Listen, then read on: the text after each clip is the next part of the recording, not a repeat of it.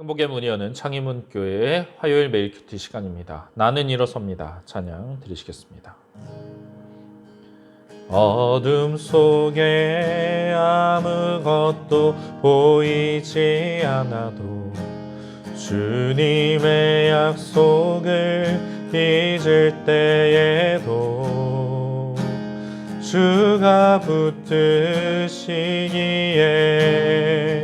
버텨내는 삶, 주가 원하는 삶, 절망 중에 무엇 하나 들리지 않아도 예수의 능력이 힘이러 가도 주의 자녀이기에 예배하는 삶, 주가 원하는 삶, 나는 일어섭니다. 더 이상 내 삶에 아픔이 아프게 두지 않겠습니다. 나는 예배합니다. 내게 약속하신 그 자리로 다시 한번 나갑니다.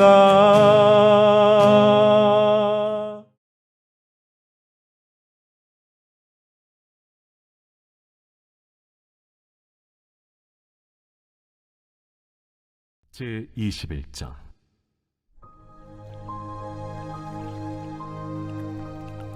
그 후에 예수께서 디베랴 호수에서 또 제자들에게 자기를 나타내셨으니 나타내신 일은 이러하니라.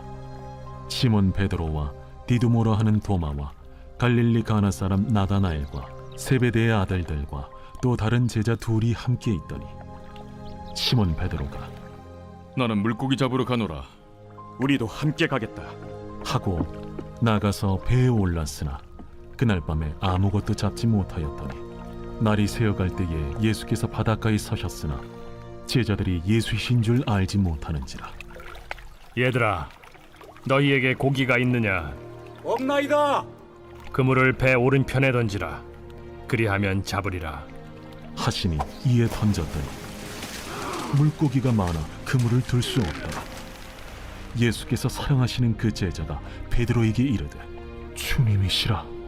시몬 베드로가 벗고 있다가 주님이라 하는 말을 듣고 겉옷을 두른 후에 바다로 뛰어내리더라. 다른 제자들은 육지에서 거리가 불과 한 50칸쯤 되므로 작은 배를 타고 물고기 든 그물을 끌고 와서 육지에 올라보니 숯불이 있는데 그 위에 생선이 놓였고 떡도 있더라.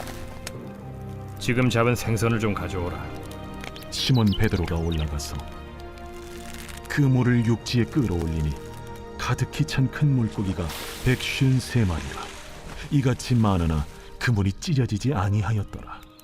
와서 조반을 먹으라. 제자들이 주님이신 줄 아는 고로 당신이 누구냐 감히 묻는 자가 없더라. 예수께서 가셔서 떡을 가져다가 그들에게 주시고 생선도 그와 같이 하시니라. 이것은 예수께서 죽은 자 가운데서 살아나신 후에 세 번째로 제자들에게 나타나신 것이라. 부활하신 예수님은 예루살렘에서 제자들에게 자기를 나타내셨습니다. 오늘 본문은 그 후 예수님께서 디베랴 호수에서 제자들에게 또 자기를 나타내신 사건을 전하고 있습니다. 디베랴 호수는 갈릴리 바다의 다른 이름입니다. 베드로, 도마, 그리고 나다나엘과 세베대의 아들인 야고보와 요한, 그리고 이름이 나오지 않은 또 다른 제자 둘, 이렇게 총 7 제자가 등장합니다. 마태복음과 마가복음을 보면 예수님께서 부활하신 후에 제자들보다 먼저 갈릴리로 가시겠다고 말씀하셨습니다. 아마도 제자들은 이 명령을 따라서 갈릴리에 도착을 했고 예수님을 기다리는 동안 고기를 잡으러 간 것으로 보입니다. 예수님을 기다리는 동안에 그들은 양식을 마련해야 했습니다. 그래서 베드로는 자신이 제일 잘하던 고기 잡는 일을 하러 가고 제자들도 그를 따랐습니다. 어떤 사람들은 베드로가 자신을 사람 낚는 어부로 부르신 예수님의 소명을 뒤로 하고 다시 예전의 모습으로 돌아갔다, 그렇게 주장을 하기도 합니다. 그러나 다른 이들은 베드로가 예수님을 또 배신한 것이 아니라 먹을 것을 구하러 갔을 뿐이다 라고 말합니다. 한 학자는 이렇게 말했습니다. 예수님이 십자가에 매달리시고 죽음으로부터 부활하셨다고 해도 제자들은 여전히 먹어야만 한다라고 말입니다. 예수님의 부활이 일어났어도 제자들에게 그들의 일상적인 필요가 저절로 주어지는 것, 저절로 얻어지는 것은 아닙니다. 그래서 그들은 자신들이 잘하는 일들을 통해, 일상의 일을 통해서 그것들을 얻고자 했습니다. 그것 자체를 나쁘게 보기는 어려울 것 같습니다. 그런데 제자들의 시도는 허사로 돌아갑니다. 밤은 고기를 잡기에 좋은 시간이었지만 제자들은 그날 밤에 아무것도 잡지 못하였습니다. 밤새 수고를 했지만 잡은 것이 없는 이 상황, 사실 제자들에게는 낯선 상황은 아니었습니다. 날이 새어갈 때에 예수님께서 바닷가에 서셨습니다. 그러나 제자들은 예수님을 알아보지 못했습니다. 육지에서 배까지 거리가 좀 있었고 아직 날이 새어가고 있었으므로 누구이신지 알아보지 못한 것입니다. 예수님께서는 얘들아 너희에게 고기가 있느냐 물으십니다. 제자들은 없다고 대답했습니다. 그러자 예수님께서는 그물을 배 오른편에 던지라 그리하면 잡으리라 말씀하십니다. 제자들은 그 말씀을 따랐고 물고기가 많이 잡혔습니다. 얼마나 많은지 그물을 들 수 없을 정도였습니다. 베드로 그리고 야고보와 요한이 예수님을 만났던 때에 일어났던 상황과 매우 비슷한 일이 일어난 것입니다. 자기 힘으로는 아무것도 거둘 수 없었는데 그들이 예수님 말씀에 순종할 때 놀라운 수확을 얻게 된 것입니다. 이 제자들 다시 한번 이 교훈을 배웁니다. 자신의 무능함을 인정하고 예수님을 의지할 때, 그분의 말씀에 순종할 때 고기를 잡을 수가 있었습니다. 예수님을 떠나서는 그들은 아무것도 할 수가 없습니다. 예수님은 포도나무, 그들은 가지입니다. 그물을 오른편에 던지냐 왼편에 던지냐, 깊은 데 던지냐 얕은 데 던지냐, 그것이 중요한 것이 아니라 예수님을 의지하는가, 그분의 말씀에 이해가 되지 않더라도 순종하는가, 하지 않는가, 그것이 열매를 가르는 것입니다. 때로는 우리가 과거에 경험했던 그 은혜, 그 교훈이 다시 필요한 순간들이 있습니다. 그때 내가 놀라운 지식을 얻었고 담대한 믿음을 소유하게 되었다 하더라도 시간이 지나면 그것이 잊혀지고 흐릿해질 수 있습니다. 우리는 연약하고 기억력이 좋지 않고 세상에서 좋지 않은 영향들을 많이 받기 때문입니다. 다행히 우리 주님은 그것을 충분히 이해하고 계십니다. 그래서 우리로 하여금 다시금 그 은혜를 경험하게 하시고 또 새롭게 하십니다. 오직 하나님 말씀에 순종하는 것이 형통함을 얻는 비결임을 다시 깨닫고 믿음으로 행하게 하여 주십니다. 그때 예수님께서 사랑하시는 그 제자가 자신들에게 말씀하시던 분이 주님이시라는 것을 깨달았습니다. 이 제자는 요한일 것입니다. 요한은 과거 자신의 경험을 떠올리며 지금 저렇게 놀라운 기적을 행하시는 분은 바로 이전에 나를 찾아오셨던 예수님이심을 알게 된 것입니다. 이때 시몬 베드로는 벗고 있었습니다. 고대의 기록은 그물을 던지는 어부가 벗은 채로 일했다는 것을 보여줍니다. 다 벗고 있는 상황에서 예수님이 나타나셨다는 것을 듣고 베드로는 겉옷을 챙깁니다. 그것을 허리에 둘렀을 것인데 그러고 바다로 뛰어들어 수영하여 갔습니다. 지금 예수님을 향한 베드로의 열심이 얼마나 뛰어난지를 보여줍니다.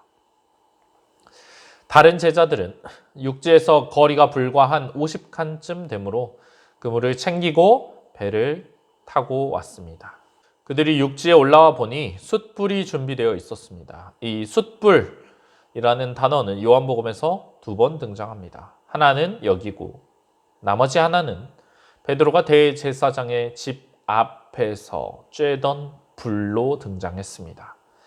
베드로가 예수님을 모른다 하고 배신하던 바로 그 장면을 떠올리게 하는 것입니다. 그 숯불이 지금 여기에 피워져 있습니다. 그러나 예수님께서는 베드로의 배신을 꾸짖지 않으시고 오히려 그에게 사랑을 베풀어 주십니다. 이 숯불은 예수님을 모른다 하고 심지어 저주까지 한 베드로를 벌하기 위해서 피우신 것이 아니라 그를 위해 생선과 떡을 굽기 위해 온기를 제공하기 위해 피우신 것입니다. 예수님께서는 베드로의 수치를 제하여 주실 것입니다.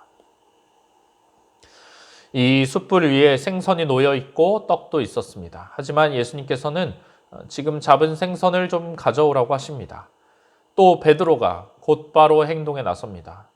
지금 베드로는 예수님을 향한 자신의 열심을 보이기 위해서 주체하지 못하고 있습니다.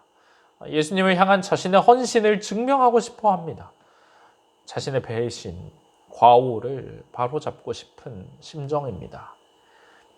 베드로가 그물을 육지에 끌어올리는데 그물에 가득히 찬 큰 물고기가 153마리였습니다. 153이라는 숫자가 무엇을 상징하는지에 대한 사람들의 다양한 의견들이 제시되어 왔습니다. 그러나 일반적으로 지지되는 증거가 있는 그런 의견은 없다라는 것이 대부분의 의견입니다. 이 숫자에 어떤 상징적인 숨어있는 의미가 있다고 생각하기보다는 이것이 꾸며낸 사건이 아니라 실제로 일어난 역사적 사건이라는 것을 보여주기 위해서 제자들이 확인하고 기억하고 있었던 정확한 숫자를 기록한 것으로 보는 것이 좋겠습니다. 그것이 본문에 근거한 해석입니다. 이렇게 엄청난 양의 물고기가 있었지만 그물이 찢어지지 않았습니다. 제자들이 예수님을 처음 만났던 때에는 물고기가 많이 잡혀서 찢어져 버렸던 그 그물이 이번에는 찢어지지 않은 것입니다. 어쩌면 이것은 사람을 낚는 어부가 되는 제자들의 선교적 사명과 관련이 있는 것일 수도 있겠습니다. 예수님께서는 제자들에게 와서 아침을 먹으라 하십니다. 제자들은 주님이신 줄 알았기에 당신이 누구냐 감히 묻는 자가 없었습니다. 예수님께서 가셔서 떡을 가져다가 그들에게 주시고 생선도 그와 같이 하셨습니다. 떡과 물고기를 나누어 주시는 모습은 이전에 있었던 오병이어의 사건을 떠올리게 합니다. 예수님은 굶주린 백성들의 필요를 채워주시는 하나님의 아들 그리스도이십니다. 요한복음 6장 35절 말씀도 떠올릴 수 있습니다. 예수께서 이르시되 나는 생명의 떡이니 내게 오는 자는 결코 줄이지 아니할 터이요. 나를 믿는 자는 영원히 목마르지 아니하리라. 주님은 우리의 필요를 채워주십니다. 또한 예수님께서 물건을 들고 건네주시는 것은 지금 나타나신 예수님이 영혼이 아니라 실제 육체를 가지신 그러한 부활로 오셨다는 것을 보여줍니다. 영혼이라면 물질을 만질 수 없을 것이기 때문입니다. 요한은 이것이 예수님께서 죽은 자 가운데서 살아나신 후에 세 번째로 제자들에게 나타나신 것이라고 말합니다. 첫 번째는 안식 후 첫날 저녁 때였고 두 번째는 여드레를 지나 도마가 함께 있었을 때였습니다. 그리고 이제 세 번째 디베랴 호수에서 그들을 만나 주셨습니다. 제자들을 만나시고 그들을 가르치시고 따뜻하게 안아주시는 그러한 예수님, 우리가 그분과 오늘도 동행하고 있음을 기억합니다. 주신 이 말씀을 기억하며 주님 앞에 나아가시겠습니다.